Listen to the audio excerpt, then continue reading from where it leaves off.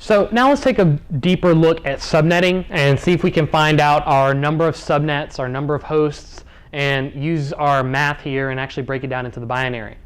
So let's check out our important math first. Now when we're talking about our number of subnets, we're using 2 raised to the power of our added bits. So what do we mean by added bits? Well, we need to think about our default Class A, Class B, and Class C subnet masks. And we take our default Class A, B, and C subnet masks and we compare them on the binary level to our new subnet masks. So our default Class A subnet mask would be 255.0.0.0. Our default Class B subnet mask would be 255.255.0.0. And our default Class C subnet mask would be 255.255.255.0. Each of these subnet masks correspond with the IP addresses which we've specified as either being Class A, Class B, or Class C IP addresses. Now, in the example that we showed a little bit earlier, where we had 255.255.255.240, we were modifying a Class C IP address subnet mask. So we were taking that subnet mask and we said, okay, our default subnet mask for Class C would be 255.255.255.0. In binary, that would show up as 111111 all the way down into our last octet, which would be 00000000. But we changed our last octet when we did our subnetting. We changed our last octet, instead of 0, it's 240. Now how would this appear in binary? Well, we added bits to this octet in order to make it 240. We don't add bits from right to left, we add bits from left to right. All of our previous bits were 11111111, so we're just going to continue on. So we add the bits from left to right. So our first bit, and let's actually break this down into our chart. We have our our ones place, twos place, 4, 8, 16, 32, 64, 128. So we need to get to 240 because that's what our new subnet mask is. So we add a bit to the 128 place and we say that's not enough. We add a bit to the 64 place and we say, okay, what do we have now? We now have 192, so that's not enough. We add a bit to the 32 place and we say, well, 192 plus my new 32, that's going to give me 46. So, or, excuse me, 26. So we have 192 plus our 32 would be 224. And then that's still not enough. We're not at 240 yet. But if we add 16, we'll be there. So 224 plus 16 will be my 240. So we've used 4 bits. We've added 4 bits. Our default binary for our last octet was .00000000. But now our subnet masking, our subnetting has changed this last octet to 240, which equates to 11110000. So the number of subnets that this gives us is 2 to the power of added bits. So 2 to the power of 4, not 2 times 4. 2 to the power of 4 would be 2, 4, 8, 16. So we now have 16 added subnets. What about the number of hosts in each of those subnets? Well, the number of hosts in each of those subnets is the number of off bits minus 2. Luckily, we have the same number of added bits as we do off bits being our remaining host bits. So our remaining host bits minus 2, 2 to the power of remaining host bits minus 2, will be 16 minus 2. Minus 2 because we subtract our network ID IP address and our broadcast IP address, our broadcast ID IP address. So we have 16 potential subnets and 14 usable hosts in each of those subnets. So let's throw it all together, the math that we did in our previous segment and the math we did now. Our network increment is going to be 256 minus n, n being our first non-255 subnet mask portion. So that was, in our previous example, 255.255.255.240. So 256 minus n, 256 minus 240 leaves us with 16. So that's our network increment. We increment our network by 0, 16, 32, 48, etc. Our first, we increment our network by those increments of 16, and each of those first increments are our network ID. So 0 is our network ID, 16 is our network ID, 48 is our network ID, or 16 is our network ID, 32 is our network ID, 48 is our network ID, and on and on. Our number of subnets is going to be 2 to the power of added. So 2 to the power of our added bits, which in this case comes out to be 16. So this is why this one's a bad example. Or the next one will be a little bit better example. So these are our subnets. So we have 16 is our increment. It's our number at which we increment our IP addresses to create our different subnets. Our subnets, we have 16 total subnets, so 16 little new networks that we can divide up our IP address range into, or our standard IP address into. And we have 2 to the power off bits in our host remaining, so 0 minus 2.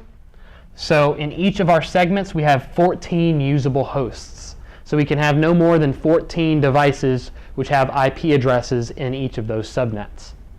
So that's our important math, and we threw it all together to get our network increments, our subnets, and our hosts. So let's now take a look at our example. So when you see an IP address or you see an example of a network that's been subnetted, you'll typically see it with the CIDR notation. Now we talked about our CIDR notation, and we talked about how we take our CIDR notation and how we transmit and how we transfer that and translate that over into a standard numerical subnet mask. So let's take a look at that again. So our -25 means that going left to right, we add in 25 ones into the octets and separate them into octets. So my ones are probably going to be pretty small and might run off into our next section, but that's okay. So in binary, a -25 CIDR notation on a 192.168.10.0 IP address will translate to 1111111111.111111.111111.00000.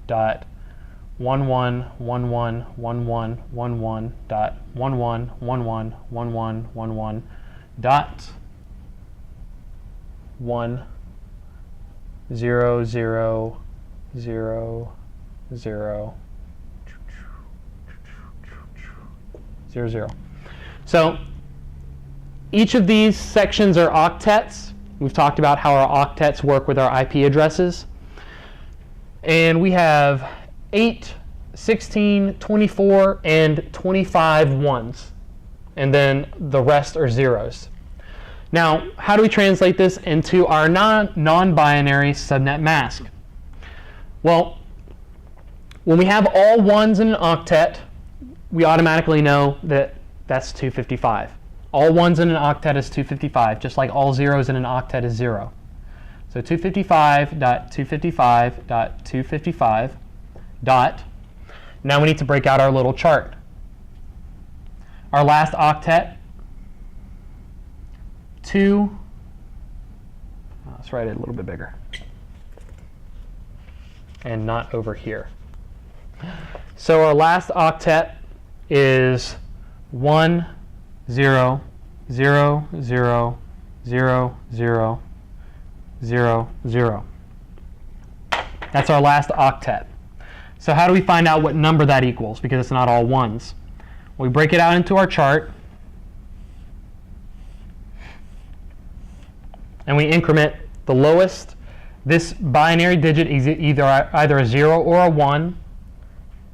So it's the 1's place. It's either a 0 or a 2, so it's a 2's place. Then we increment up 4, 8, 16, 32, 64, 128. We have a 1 in the 128 place, so this is 128. The rest are zeros. So that means, what does that mean, guys? That means our last octet in our subnet mask is 128. And the rest are zeros. So if we're looking at a subnet mask, that will typically be our lowest number subnet mask octet other than 0. And that's why. Because when we're adding to our subnet mask using CIDR notation, we're adding to our subnet mask and incrementing additional bits. We never increment subnet mask bits. Let me get rid of these because they sort of look like ones. We never increment subnet mask bits from right to left. We always increment them from left to right. And our very first bit from our left is 128. So even if we only have one additional bit in an octet from a subnet mask, it's going to be added on that far left 128 spot. So if we have a subnet mask that's 255.255.255 dot something, that next something will be 128. Or if we add another place, it's 64, or it's 192. Or our next place would be 32, and 192 plus 32 would be our 224.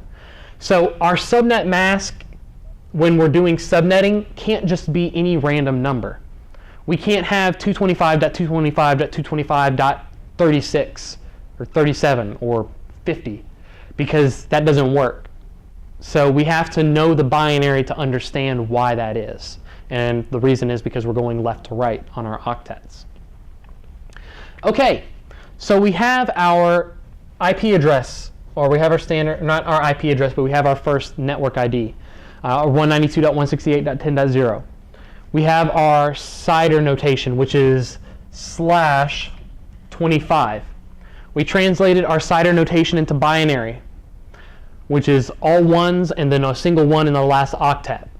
We translated our binary of our subnet mask into a standard form subnet mask, which was 255.255.255.128. Now we need to figure out the information about our subnets. So, information about our subnets. We have our extra bits. Now what do we mean by extra bits? Well, we talked about how our extra bits are the number of additional bits we added to our subnet mask that weren't there before.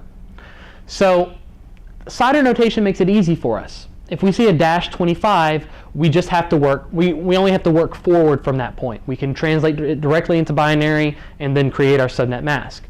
If we were given this number, if we were given a subnet mask of 255.255.255.128, then it's a little bit trickier to translate that over into our binary. But we talked about in an earlier section how we can do that with our chart. So we found out that the number of extra bits affects this last octet because this is a class C address. 192.168.10.0 is a class C address. So its standard subnet mask would be 255.255.255.0. We added one bit. This says 128, but we still only added one bit to that last octet in the binary. So extra bits is 1. Now host bits off. What do we mean by host bits off? Well, the rest of this octet are host bits, and they're not turned on. They're not ones, so they're off. They're zeros. So there's 7 of them. So we have one extra bit that we added from our standard 255.255.255.0. We added one extra bit to make that .128, and we still have 7 host bits that are off. So we have 7. So now we need to find out, and we'll separate this again. So we have our numbers, some of our numbers that we need. Now we need to find out our subnets. How many subnets do we have? Well, it's 2 to the power of added bits. So we added 1 bit. So it's 2 to the power of 1 equals 2. So using this CIDR notation, using this subnet mask, we have 2 additional subnets. Or we have 2 subnets now. Next, we have our number of hosts. And our number of hosts are going to be 2 to the power of off bits minus 2. So we have 7 off bits. And 2 to the power of 7 is going to be 128. So 2 to the power of 7 is 128. Minus 2 is 126. So the number of hosts that we have per subnet is going to be 126. So in each subnet, we have 126 potential hosts. Not as much as 255, but it's still a lot in certain situations. Not an enterprise situation, but a small business or home it would be. So we have 126 hosts per subnet. Now we need our increment. Now our network increment we talked about earlier is going to be our 256 minus this number. So we have our 256, and let's move this just to get a little bit out of the way, equals 126. So our network increment is going to be 256 minus our 128. Our increment number is going to be 128. We know the number of subnets. We have 2 potential subnets. We know the number of hosts per subnet. We have 126 hosts per subnet. And we know our increment for our subnet. We know where we increment. It's going to be at 128. So our first subnet will be 0 through 127. And then our next subnet will start at our next increment, 128. And then we'll go 128 all the way to the end. So because we can't start a new one at 256 because that's our highest number. So we have 2 subnets. We have 126 hosts per subnet, our increments, and our network ID for this segment will be at 192.168.10.0, and we'll also have another starting at 192.168.10.128, and then our broadcasts will be, we'll put in our broadcasts here. Our broadcast addresses will be 192.168.10.127 for this address range. So our first subnet will be 0 through 127, but we can't use those, remember? And then we have 192.168.10.255 for our second subnet's broadcast ID. So what about our hosts? Well, our hosts are going to be anything in those subnets that's not a network ID or broadcast ID. So in our first subnet, we have 192.168.10.1 through .126, and then we have .129 through 254. After much thought and much explanation and a bit more math than some of us may be initially comfortable with, we were able to take our IP address here. We were able to use its CIDR notation and break that out into the binary. Use our binary to find our subnet mask. Break down our subnet mask and find how many extra bits we had. Our host bits that we had off. Use those extra bits and those host bits with our formulas in order to find out how many subnets we had, as well as how many hosts we have per subnet. And then finally being able to find out where each of our network IDs are, where our subnets increment, where each of our broadcast IDs are, and what our potential and usable hosts are within each of those subnets.